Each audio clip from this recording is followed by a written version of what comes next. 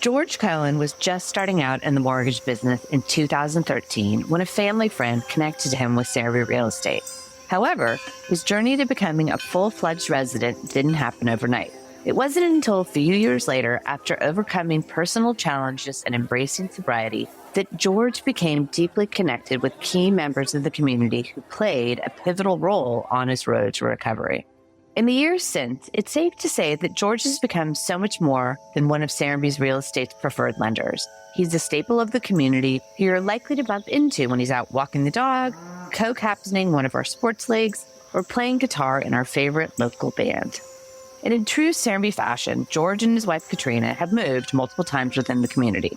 In this episode, we've joined once again by guest host Micah Adler to explore George's path to Serenbe, unveil the origin stories of his nicknames, El Toro and Dickie Robes, and hear why George loves working with new clients and why they're so excited to move here. I just love how excited people are who are looking at buying here, and I love being a resource for them, not only in mortgages, but also everything Serenbe. George, you're here. We are so excited to have you. We've been wanting to have you a guest on Serenbe Stories. So thank you for coming in and chatting with us. We also have Micah here with us today as my co-host because Steve's out of the country. And so we always ask everybody when we start, what is your Serenbe story, George? How did you get here and how did you find out about us? Well, thanks for having me, Monica. It is a pleasure to be here. I love this podcast and I think that it's really well done and put together. And so I'm super excited to be a part of that. So my Serenbe story, I'd say, starts around 2013. I was about 2 years out of college, and I decided to try my hand in the mortgage business, which was a little scary because it's kind of a sales role, commission-only type job. I was just out of college, so there's a lot of kind of financial uncertainty around starting in the mortgage business. And a real estate agent in Atlanta, who was a family friend of ours, was trying to help me meet some people and get started. And she actually recommended that I reached out to Garney Nygren, and she kind of told me about Serenbe and things like that. So I reached out to Garney in the real estate office, and she was willing to take a meeting with me. So I put on my nice suit, which is funny looking back now, kind of how... I don't think we've ever seen you in a suit. That's why I'm laughing. Kind of how casual Serenbe is. And I'm not sure if I've ever actually worn a suit to this day in Serenbe, but I was a young, kind of hungry mortgage guy trying to get my business going. So I put on my nice suit and drove down here from Buckhead and came to the real estate office, and all the real estate agents were sitting around the table, and pretty much all of them are still working there today. Came down with my printed out PowerPoint presentation, which is another kind of thing that they don't like because it's a waste of paper. So looking back, all these things that they don't like, I was doing. Gave my presentation, and they were very receptive to it and very nice. And they basically said, yeah, we'll give you a shot. So they put me on a list with a couple other lenders and did my first deal down here, my first mortgage for someone in the late 2013. They were building the Nest, which is a small kind of subsection of Grange. And from there, business just kept kind of growing here. And I kept coming down here a lot for closings and to meet with the agents, and really just kind of noticed a feeling I got kind of when I pulled in the neighborhood with all the horses and the gravel roads, and it was just very peaceful. So I loved coming down here and having lunch at the Blue-Eyed Daisy and things like that. So that kind of progressed for a couple years, started doing some more loans here, and that just kind of built up, but always loved coming here. So meanwhile, I would go back to Atlanta. I was living in a condo in Buckhead, kind of a high rise, and I was behind the scenes struggling with some stuff in my personal life. I was struggling with addiction and alcoholism, which, I was very good at keeping that in a box and hiding from everyone and kind of compartmentalizing my life. But that was really hard to go into the office every day and put on a professional look and meanwhile, behind the scenes, just kind of miserable and really, really struggling with addiction and all the things that come with it. So I'd say, after the summer in 2015, I had enough of it. And with the help of some friends and my family, I was able to get treatment for it. So I did that in August of 2015 and got my act together. And when I came back down to visit the real estate team, once I had cleaned my act up, it might have been late 2015 or so, I had met a guy in the real estate office who had just started. He was Garney's best friend from college, and he was sober. His name was Michael, and he had just started in the real estate office, and I immediately bonded with him that first time I came down to visit, and we chatted. And the crazy thing was Michael was living in a townhome here, and he had, I think, 3 other guys living with him, and they were all sober. Yeah. So it was almost like fate that I came down here. I meet Michael the first time coming back, and he's basically started a halfway house at Serenbe. Yeah. Was that group affectionately named the Sobes? Is that what you'd call yourselves? People called us all sorts of things, but I think that's a good one. And so I kind of integrated with this group of guys, and it was so interesting, and we had fun, and I would start coming down a lot more just to hang out with them. So that just built, and we would hang out and do whatever and go on walks in the woods and just kind of mess around. And we were all pretty newly sober at the time. So it wasn't but maybe a month or 2 later, Michael had reached out to me and basically said, you should come rent here. And so at the time I was living in like kind of a sober house with some guys and kind of ready to get out of that and move on with my life. And so I came down here and I looked at a place, and it was actually had just been built. It was the building where the flower shop is. It was right above. Okay. Yeah. On the top floor. In the crossroads. Yep. So I came down here, and Michael actually paired me with one of our friends who was newly sober. And so we both lived up in this apartment above the flower shop. And yeah, I mean, it was just a really fun time for me. It was kind of like my life had restarted. I was clean and sober, and I had this group of guys down here, and we just kind of messed around and went to meetings and helped each other out. So that's kind of how I arrived here. So yeah, having that community is like incredible. And Michael still has a house here, but moved up with his wife and kids to Atlanta. So important to that process. And I think he sort of dreams of maybe opening something like that here that would be a more true program that would be really cool. And I just think that combination of finding people that you can hang out with, because it's such a hard transition. And, when you are drinking, it's just who you're with is so important, either direction if you are or aren't. So I love that happened. But then you eventually bought a place, right?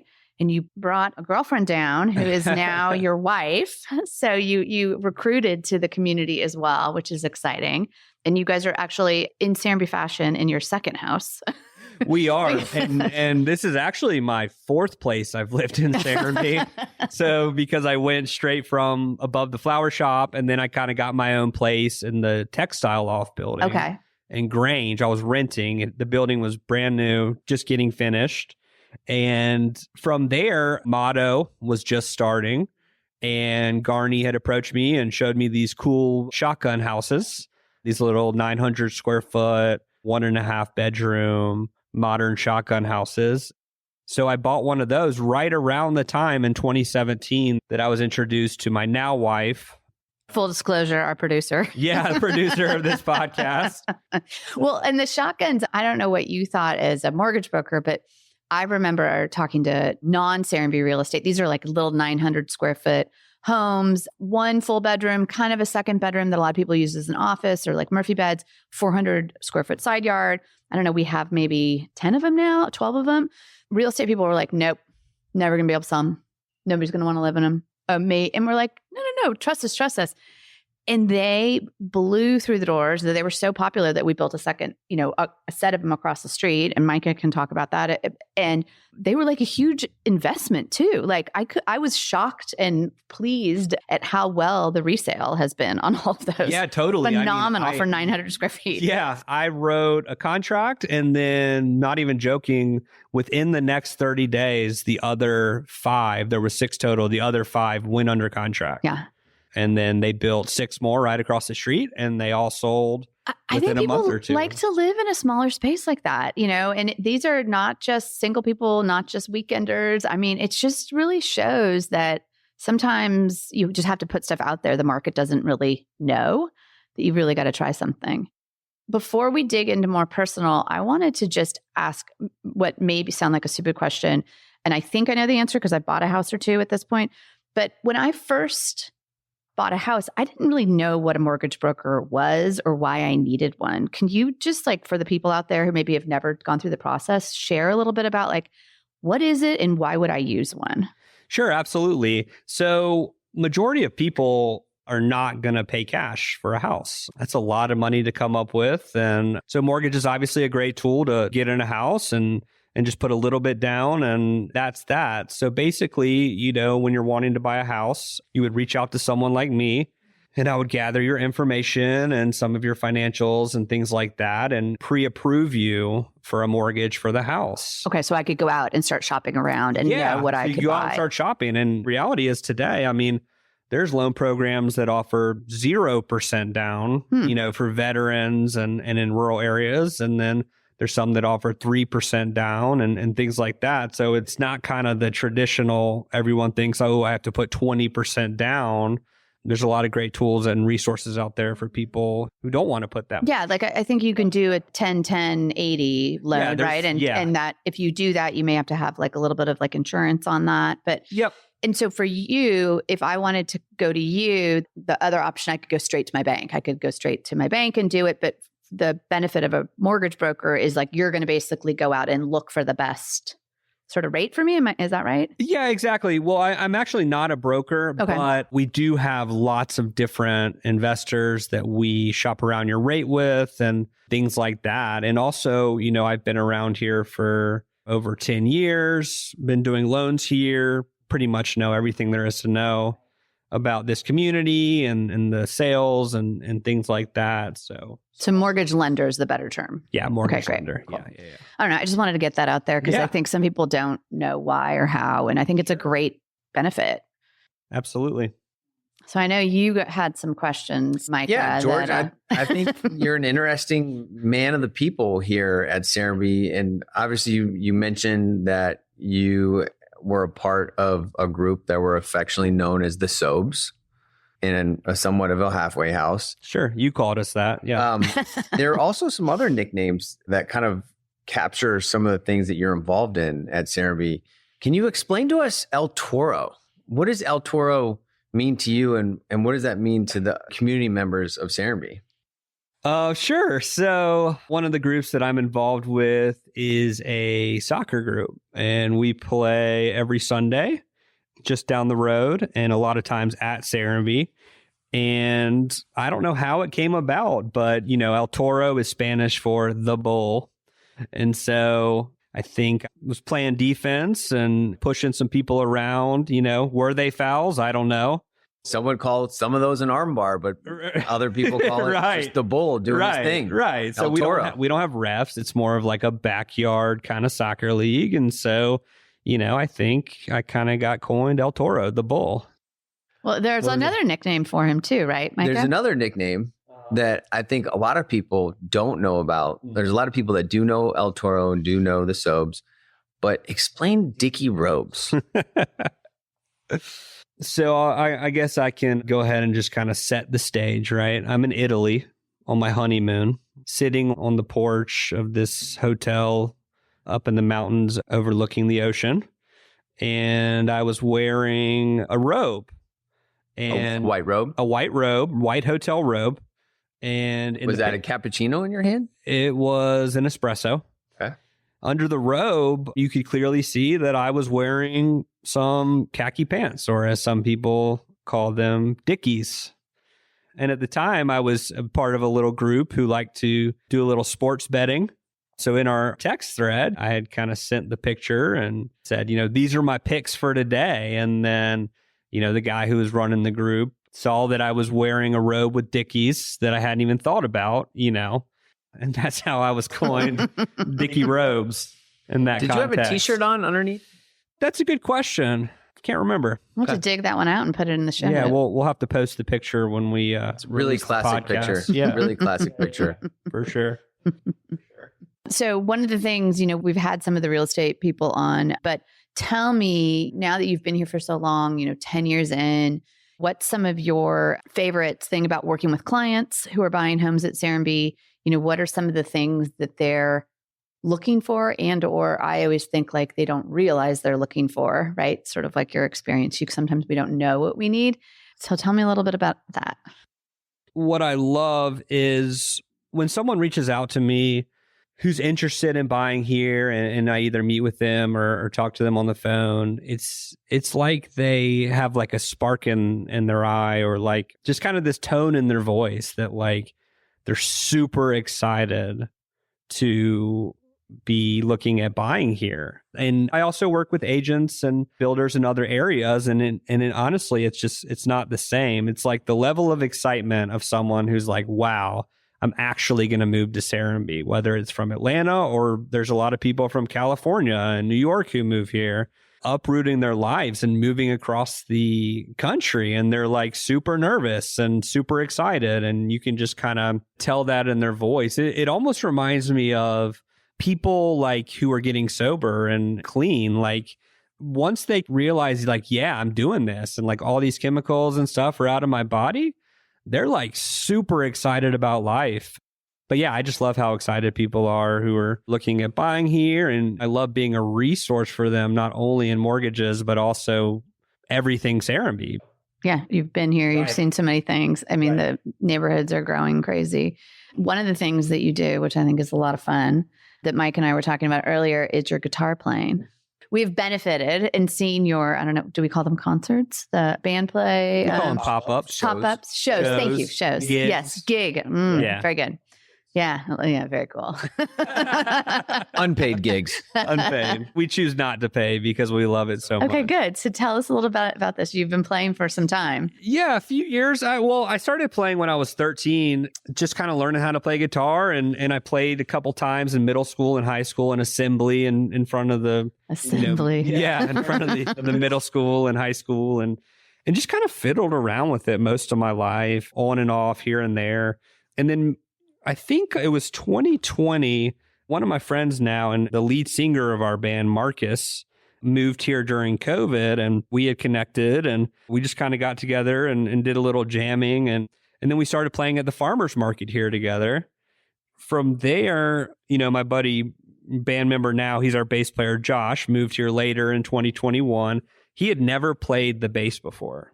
Really? Yeah, he played a little bit of drums and things like that, but he was super excited to learn the bass, and now he's just absolutely killing it. It's been like 2 years. Amazing. Yep. And then our other buddy, Jeff, moved here in 2022, and he played the drums. So we all kind of got together and started practicing in Marcus's basement, which we still practice in today. Yeah. I love it. Reggie on the cowbell. Yep. So later on, our buddy Reggie, I saw him singing with the group here called the Serenbe Singers. And I was like, wow, this guy's got a good voice, kind of voice of an angel type deal. He is an angel. He is an angel. So he joined up and now he's one of our lead singers. And we actually have practice tonight in Marcus's basement at 8 p.m. Can we get a photo? At 8 p.m. Kids are sleeping upstairs. We got a gig this weekend, Porch Fest. Oh, that's right. Yep, Yeah. it's on Saturday. Nice. Whose house are you at? So we're actually playing right on the corner outside of the textile laws. Oh, nice. Kind of right on that corner by the bookstore. You're like the greeters. Yeah. So we're kind of like the opener for Casey's band, who's playing at the Green. Oh, great. So we'll be playing at 5. But yeah, it's just been awesome it's just another fun thing just to get together with them and play gigs and just another fun And we thing know that do. the producer of this show today, who's sitting to your left, has also mentioned that she's been pretty impressed that sometimes between calls, when you get off a call with sometimes an easy call, sometimes a more difficult call, you'll just pull out the guitar and have a cathartic experience between calls. Is that true? That is true. You're sneaking in practices wherever you can. And sometimes it's when I'm on the phone with people too. I keep a guitar right next to my desk, and I don't know how many times, maybe I should start counting. I pick it up during the day, but just kind of pick it up and fiddle around. And so, yeah, I love it. That's great. Is it only electric, or do you have acoustics too? Or are you starting a collection here, or what's, how passionate are we? Yeah, I do both. And I've actually had people on the phone say, do I hear music in the background? Oh, yes. XM radio. Right, exactly. Well, that's great. Before we ask our final question, which is always, if someone's visiting, what would you have them do? Is there anything else that we're missing that's part of the George Cohen lifestyle that we need to know about? I feel like we got soccer, we got guitar, we got work, we got wife. You also Dagny, the dog. to add to the back of George's baseball card, he also organizes the Turkey Bowl each year. Oh, right, which is coming up, which is a resident Thanksgiving football game. Yep, that's coming up. A guy that used to live here, Rob, he started it in 2012 and he moved a few years later to Charleston, I think. But every year, the Friday or Saturday after Thanksgiving, we do a classic touch football game, and people started pulling their golf carts right up to the field and backing them up and setting up tailgates. So now we've got this really cool event that we do every year, and Rob kind of passed it down to me, and just a really fun time right after Thanksgiving for everyone to get together. So yeah, a lot of fun. So tell us, if somebody was visiting for the first time or they're coming back, they don't know Serenbe that well, what would you have them do that they can't miss while they're here? I'd probably give a shout out to my friend Gil and say the Friday lunch at the Hill has fish and chips. Oh, right. The secret fish and chips. They're secret. They're off menu. Gil loves them. And I'm pretty sure they've actually told us that the reason they keep them on the menu is to keep Gil happy. Yeah. Well, But I will say I've had a lot of fish and chips in my life, and they're top 3. Okay. Easy. Okay. Nice. So maybe we'll get it back on the menu if we. I think the more people we get to commit to this, the better chances we have. Yeah. So either that, or Telly, the manager, is going to come kill us because maybe fish and chips that's off menu. I think Gil would agree that they're a very valuable asset that we have. All right. Well, if you're here Friday, fish and chips at the Hill off menu. Secret tip. Some other stuff other than like the normal stuff that you would get from the inn, like trail riding, trails, things like that, kind of the more obvious stuff that's really cool here. So Halsa, the restaurant in Motto, on Thursday nights does trivia night. And so that could be a cool thing as a visitor. We love going. Abe, who runs it, I think he's had a shout out on this podcast before, does a really good job. And then every other Thursday, they actually do an open mic night, where you can come and bring your guitar, instrument, or bring nothing and just kind of do poems, spoken word. Yeah, we've had all sorts of stuff. And we've actually had an in-guest come and do kind of a spoken word type deal. And he had just found out about it by just kind of walking by Halsa. And amazing. Yeah. So there's a lot of kind of cool stuff other than the normal traditional stuff. Yeah. And anybody can come and join, form a team. It's very casual. It's a lot of fun, but very competitive. It's very competitive. Right. Yeah. So. All right. Well, thank you so much for being here with us today. And Micah, thanks for pitch hitting in. I hope to see you back again. And I guess we'll see you on the trails. Thanks for having me.